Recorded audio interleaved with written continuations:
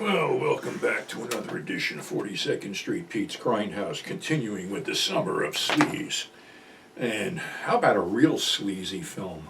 A sleazy film that was actually going to be released by 20th Century Fox, but then when they saw the end result, they sort of quickly sold it to Aquarius Releasing, our buddies right across the street, Terry Levine, whose office was over the Selwyn.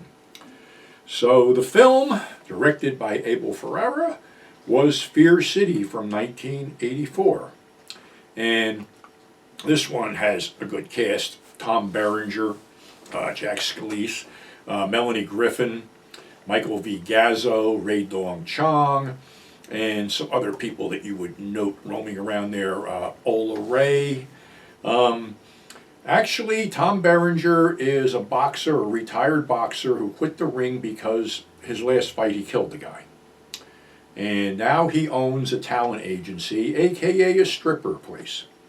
So he's sending girls to Michael V. Gazzo's place, and basically they shot this whole thing around the area of 42nd and 7th around off Broadway, because they used the Metropole and the merry-go-round for a backdrop, and some other places. So the street scenes are all from that area, and to me, to be able to shoot a film about New York, based in New York, you had to be from New York, and only a few people fill the bill. Ferrara is one, Bill Lustig's another one, Frank Henenlotter's another one, and Martin Scorsese. So, all their films mirror New York. So anyway, the stripper agency's doing good. Melanie Griffin is their main stripper, who was basically the Tom Berenger character's girlfriend, but now she's living with a relationship with Ray Dong Chong.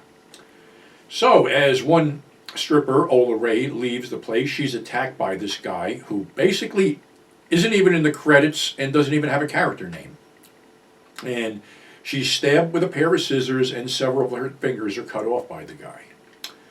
Okay, so now they're thinking it's this rival talent guy or nightclub guy, Goldstein, played by comedian Jan Murray. So they also throw in several mob hits in here too, because it gets fucking weird. The editing is horrible. It looks like a lot was taken out of this as far as the sex and gore goes. Ray Dong Chong's the next victim as she's stabbed and sliced up on a subway platform, which sends Melanie Griffin over the edge and back on the dope. And she goes to her dope dealer to get some dope. So, in the meantime, this guy waits in one apartment and kills one stripper, then decapitates another one with a samurai sword. All the while, the tension is building on the streets of what's going on. Like I said, more mob hits and stuff like that. Now the damn stalker has fixated on Melanie Griffin and followed her to her dealer's thing, and she goes there for more drugs, only to find him hanging out the window and this guy waiting for her. Well, he stabs her in the leg, and she staggers to the end of the alley, and who was waiting but Tom Berenger. And Tom basically beats this fucking guy to death in the alley. So that's the show. Like I said, 20th Century Fox had, was going to release this thing, actually was behind it, but when they saw the end result and the edited result, they basically quickly flipped it, like I said, to Aquarius Releasing. Billy D. Williams is also in it as a mean cop.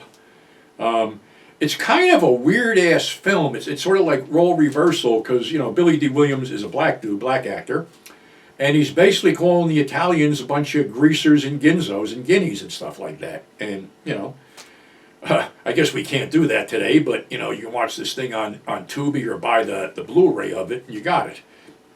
Like I said, really strange, violent, and brutal film, but a lot disjointed, but, there's still a good payoff, because basically this scumbag gets beaten to death. So that's our show for today. Thanks for subscribing, thanks for tuning in, and we will catch you on the flip side.